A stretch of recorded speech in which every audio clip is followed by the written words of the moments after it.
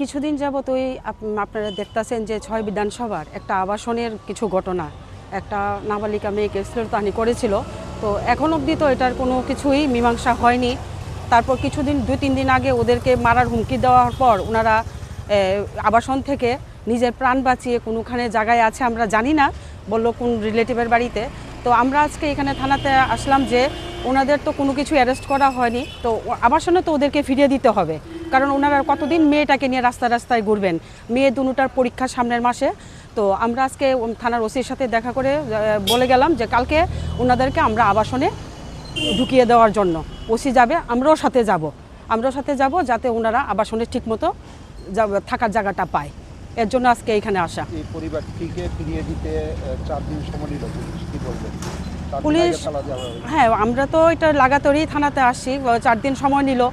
এখন কি বলবো থানার বিষয়, কারণ ওনারা ওসি জানবেন কেন এটা এতদিন নিচ্ছে। তো আজকে আমরা থানাতে এসে ওনাকে লাস্ট বলে গেলাম কালকে ওনাদেরকে আবাসনে ঢুকানোর জন্য।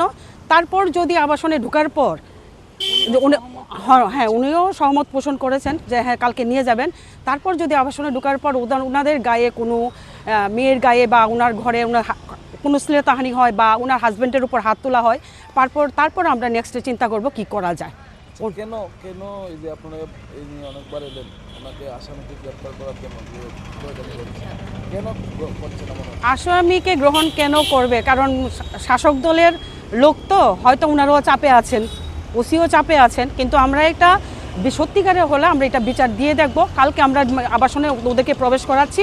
তারপর যদি ওনাদের গায়ের উপরে কোনো কিছু আবার হয়, তাহলে আবাসনের সমস্ত মহিলারা দায়ী থাকবে ও আবাসনের লোক দায়ী থাকবে। আমরা এটা কিন্তু একটা ন্যায্য বিচারের জন্যই আমরা থানাতে বারবার ঘুরছি। তার বিরুদ্ধে অভিযোগ, ওনাকে এখনো গ্রেফতার করা হয়নি, এই বিষয়টা নিয়ে কি বলবেন? ওনাকে গ্রেপ্তার করা হয়নি, একটা কথাই তো বললাম। ওনাদেরকে মদতদাতার হাত, প্রচুর মদতদাতার হাত আছে, ওনাকে সাপোর্ট করছেন, কিন্তু শাসক দলের লোক। তো আমরাও দেখি এটা শেষ অবধি কী করতে পারি।